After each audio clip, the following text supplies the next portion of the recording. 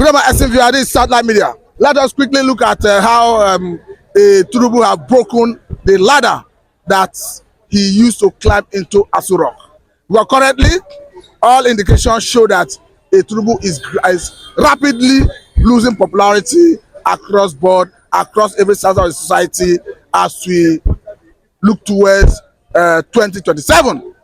As it stands today, we are looking at how Tinubu have broken the ladder that he used to climb into Aso Rock.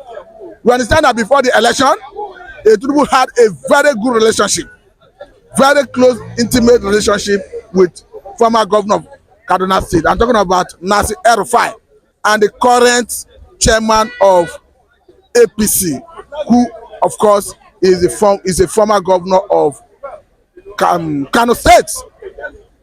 Don't forget that after the election, after Tinubu was sworn in as the president, when he wanted to form his government, and El-Rufai was nominated as a minister. Surprisingly, during the screening, El-Rufai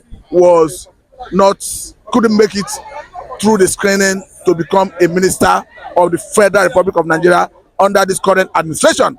And there are speculations out there that the government may have played a role clandestinely to shoot an El-Rufai in the foot, because we understand that there was a petition against him that questioned his sincerity, or rather the role he played during the time he was a governor, in terms of being patriotic as a patriotic Nigerian.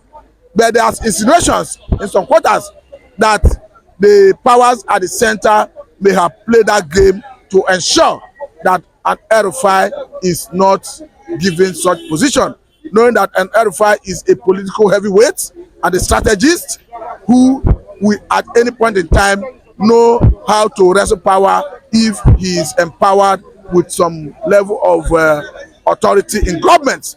And as we speak, an El-Rufai before now started making move to see how he can form alliance maybe ahead of 2027.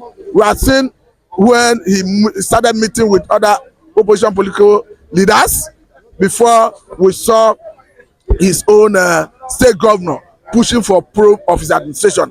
That perhaps may have hindered or rather impeded his move.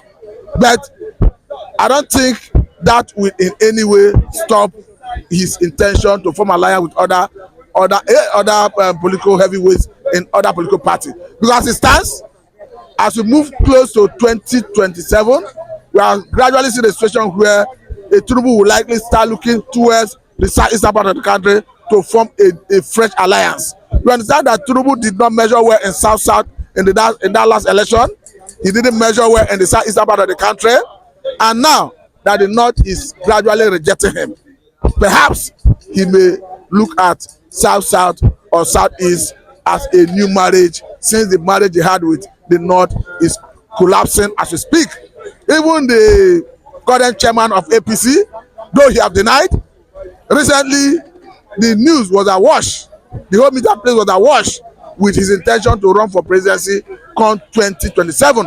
And I think in that speculation, it was speculated that Hope Uzodinma, who is the current governor of Imo State, is going to be his running mate.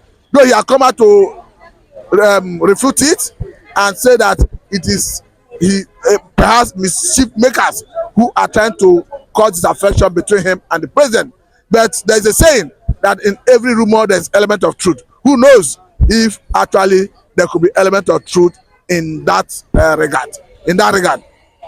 Then look at what transpired during that protest. It's going to show you that the support base of the president, I'm talking about the North, have completely collapsed. Because in spite of every attempt of the president to use the political leaders in the country to micromanage the youth, particularly in the North, it didn't work. We saw the Arewa Consultative Forum coming out clearly to say people should not protest. We saw religious leaders, we saw traditional rulers across board, across region, coming out to say the people should not come out and protest. But against all odds, they came out. Even with the threat of the police, DSS, army, they came out to the point that we saw Nigerians, youths, particularly in the North, specifically in Kano State and Kaduna, waving Russian flags in what looked like a call for military intervention. And some people were even directly calling Russia to come and intervene. Don't forget that there are insinuations in some quarters that the military intervention, or rather takeover of sovereign governments in Burkina Faso, Mali, and Niger Republic may have come from Wagner Group, which is linked to Russia as a country.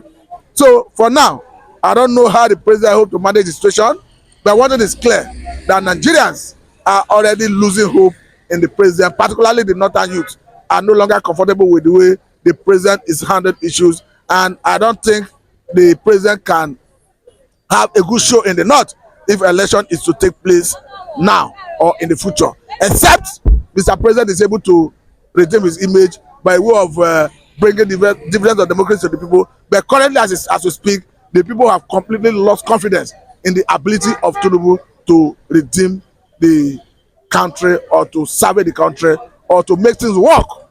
And let me say that Nigerians are not asking for too much. What they need is the basic issues of governance that has to do with the security of lives and property and the welfare of Nigerians, because the constitution is very clear about the welfare of Nigerians and their security, to the extent that it says that it shall be the primary purpose of governance. So if the president is not able to address these two major areas, for me, I think the president has failed woefully as a president. We have never had it bad when it comes to food inflation in Nigeria. We have never equally had it bad in Nigeria when it comes to some level of insecurity. But let me quickly say that the president is in the saddle.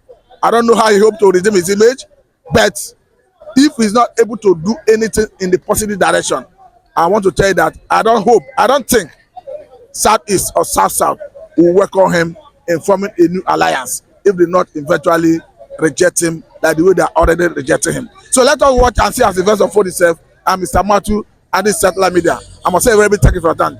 Thank you very much.